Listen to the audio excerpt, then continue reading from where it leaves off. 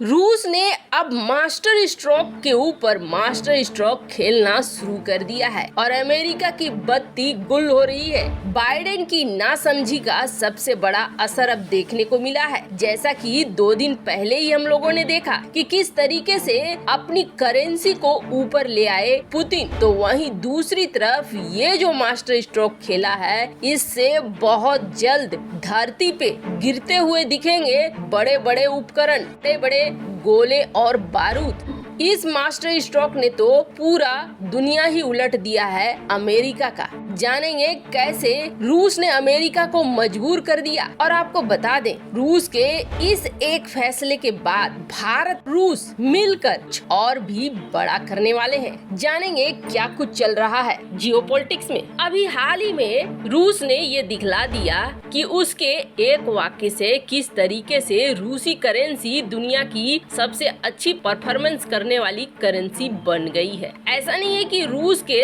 तर्कस में अभी तीर कम हो गए हैं, बल्कि अब दूसरा तीर छोड़ दिया है रूस ने। दरअसल रूस ने जब 1997 में अपना सबसे पहला, या ये कहें कि दुनिया का भी सबसे पहला आर्टिफिशियल अर्थ सैटेलाइट लॉन्च किया था, तब 1957 में बहुत खलबली मची थी। इसे कहा गया था स्पुतनिक मोमेंट। देखेंगे रूस के इतिहास में स्पुतनिक मोमेंट कितना ज्यादा महत्व रखता है कि बाद में रूस ने जब महामारी के समय वैक्सीन बनाई तो उसका नाम भी स्पुतनिक रखा।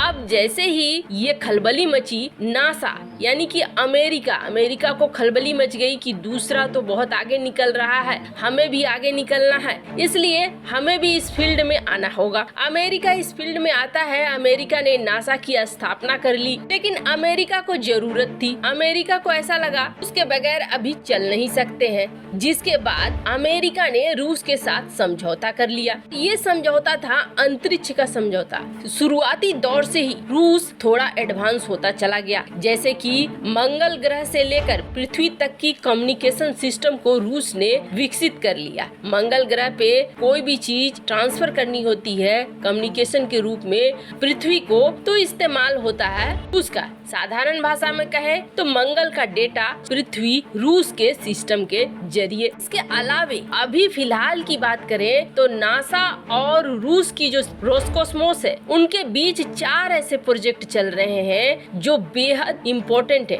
क्योंकि ये जो 4 प्रोजेक्ट चल रहे हैं, इसमें मेजर अलाय है रूस। बाद में रूस और 14 देशों ने मिलकर बनाया अंतरिक्ष स्टेशन। इन 14 देशों में अमेरिका, यूरोपियन देश वगैरह सब हैं। इन्होंने स्पेस स्टेशन जो बनाया उसमें रूस की महत्वपूर्ण भूमिका हो गई। रूस की महत्वपूर्ण भूमिका इसलिए हो गई क्योंकि एस्ट्रोनॉट्स को ले जाना ले आना ये काम था रूस का। रूस के पास इसके लिए पूरा सिस्टम था। अब तक इसी तरीके से सारी चीजें चल भी रही थी, पर अचानक से रूस यूक्रेन में युद्ध छिड़ जाता है और अमेरिका प्रतिबंधों की झड़ी लगा देता है रूस के ऊपर। रूस के ऊपर जो प्रतिबंधों की झड़ी लगाई जाती है, इसी चीज को सोच के लगाई जाती है कि रूस को तबाह कर दिया जाए, घुटनों पे लाया जाए। शुरुआती दौर था, तभी अमेरिका के जो स्पेस एजेंसी के अध्यक्ष हैं, उन्होंने ये कहा था, रोगोजिन ने अपने ट्विटर थ्रेड में कहा था कि अमेरिका, कनाडा, यूरोपीय संघ और जापान ये प्रतिबंध लगाकर हमें आर्थिक तौर पर, वित्तीय तौर पर बाधा पहुंचा रहे हैं। का इरादा है हमारी अर्थव्यवस्था को खत्म करना, हमारे लोगों को निराशा और भूख में डुबोना, हमें घुटनों पे लाना। उन्होंने कहा था उस वक्त कि आप ये सब कुछ बंद करिए, वरना हम स्पेस स्टेशन में सहयोग देना बंद कर देंगे। अब रूस और यूक्रेन युद्ध के 38 दिन हो गए हैं। ऐसे तो रूस ने यूक्रेन को पूरी तरीके से तबाह कर दिया है, लेकिन पश्चिमी देशों के प्रतिबंधों में रूस पर भी दबाव। अब ऐसे में रूस ने सीधे ये घोषणा कर दी कि जब तक पश्चिमी प्रतिबंध नहीं हटाए जाते हैं, वो स्पेस स्टेशन पर कोई सहयोग नहीं करने वाला है। और ये खुलासा किया रोस्कोसमोस के प्रमुख दिमित्री रोगोजिन ने कहा कि हम लोग ऐसे ही अचानक से नहीं छोड़ रहे हैं, एक टाइम टेबल देंगे, इस टाइम टेबल के अंदर सारा कुछ काम कर लेना होगा, लेकिन अब हम तभी आपके साथ संबंध को बहाल करेंगे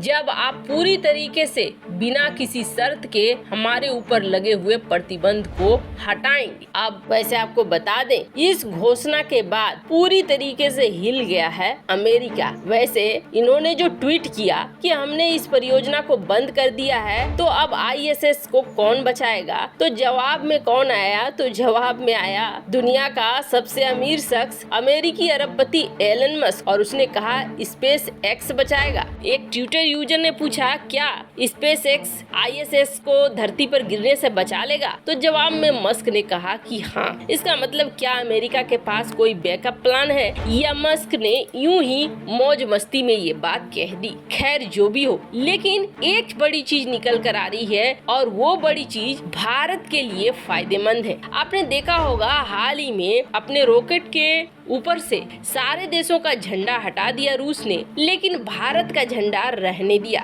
भविष्य में भारत के लिए एक नया अवसर पैदा हो रहा है। वैसे तो अमेरिका को ये लग रहा है कि भारत अभी बहुत पीछे है, इसलिए भारत को साथ लेकर रूस नहीं चलेगा, लेकिन चीन इस क्षेत्र में बहुत आगे निकल चुका है, और चीन चाहता है रूस के साथ स्पेस कार्यक्रम में आगे बढ़ना, क्योंकि चीन बहुत अच्छे से जानता है कि रूस के पास वो सारी टेक्नोलॉजी है जो अमेरिका को मदद कर सकती है अंतरिक्ष के इतने बड़े कार्यक्रम को चलाने में, तो वो मुझे तो और भी ज्यादा मदद करेंगी। इसलिए चीन रूस के साथ एक पार्टनरशिप बनाना चाह रहा है। पर बात करें भारत की, तो भारत को क्या फायदा है? तो आपको बता दें, रूस अब चीन के ऊपर बहुत ज्यादा भरोसा नहीं कर रहा है। ऐसे में भारत और रूस के बीच हाल ही में जुलाई 18 में दोनों ने एक स्पेस प्रोग्राम के लिए साइन किया है। मतलब ये कि रूस और भारत अब अंतरिक्ष प्रोग्राम में और भी ज्यादा सहयोग करेंगे। ऐसे आपको बता दें, रूस और भारत काफी समय से काम कर भी रहे हैं, लेकिन उस लेवल का काम अभी तक नहीं किया था जो अब किया जाना है। ऐसे में भारत के साथ अंतरिक्ष कार्यक्रम को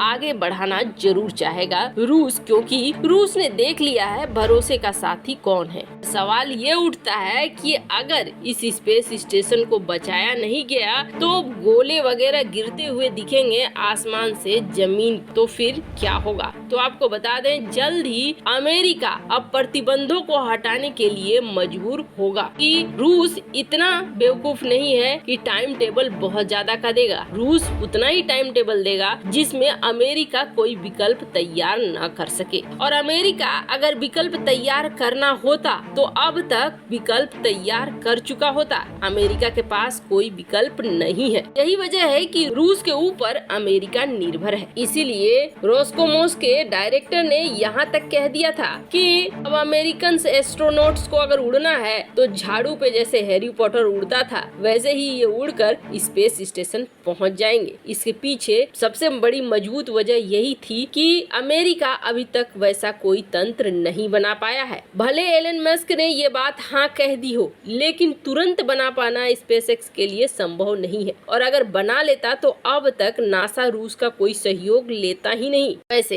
इस मामले में आपकी क्या राय है? कमेंट कर अपनी राय जरूर बताएं। जल्द मिलते हैं अगले वीडियो में नई खबर के साथ।